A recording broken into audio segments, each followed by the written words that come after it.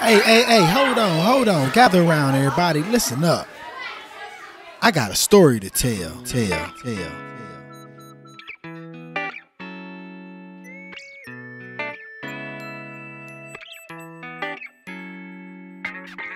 Hey, what's going on, everybody? I'm your host, Rico Lane, and thank you for checking in to the Blesstimony Podcast, where we help you build your relationship with Christ by sharing blessings and testimonies on Bible scriptures that is manifested in everyday people's lives like yourself. If you have ever found the Bible difficult to understand, struggle with your faith, or simply wonder why Christians believe the way that they do, then this podcast is definitely for you.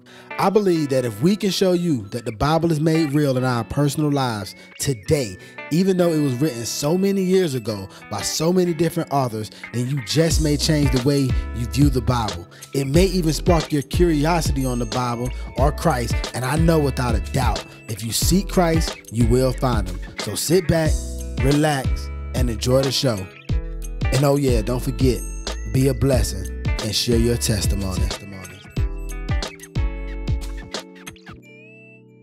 Hey, what's going on, Blesstimony family? Thank y'all so much for rocking with your boy. If you are a fan of the show, if you follow the show, then you already know what this is. But if you're new to the show, this is our bonus content section, our bonus content segment called Why Do You Believe in God? And in this segment, I just like to give y'all a little something extra just to give you more value to the show. And what I do is ask every person I interview 2 questions. The first question, why do you believe in God?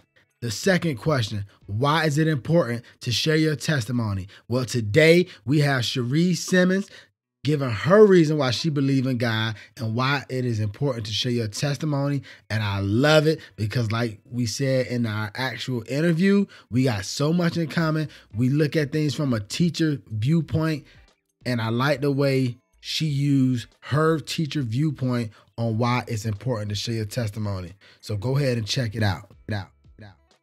I know that God is real, not because my religion says so, but because of the relationship that I have with him. I realize that my relationship is different. God gives me things that I didn't ask for.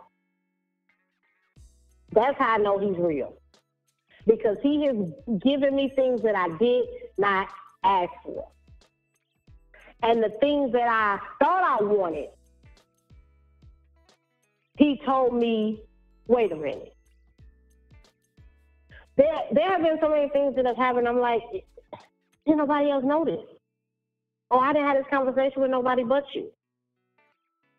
So because I have a relationship with him, not a religion where you have to follow these certain set of rules, you have to follow the 10 commandments and do exactly as it says. I can follow those rules. I can respect my mother and father. That don't mean I have to have a relationship with them. I can do what my mother and father tell me to do. That don't mean I have a relationship with them. Every time I talk to my mother, I can do what she tells me to do.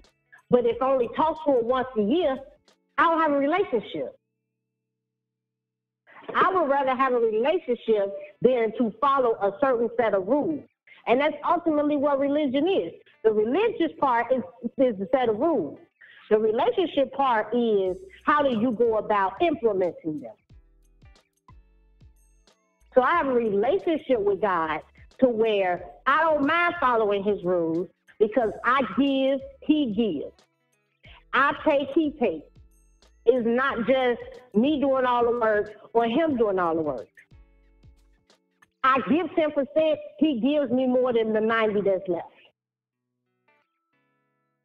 So I don't mind tithing because I call it the 2-fish experience. He cuts off one hand, another one wrong. I'm like, where does money come from? Because I'll give him 10%. And he gives me above the 90 that's left. So I know God is real because he has given me things that I never felt that I wanted, didn't know that I needed, but it's been everything that has helped me to be the person that I am today. And I knew it was not because of man, because there have been things that have been given to me, blessings that have overflown on me that I only told him that I wanted. So nobody else knew. So I can't say my husband did it.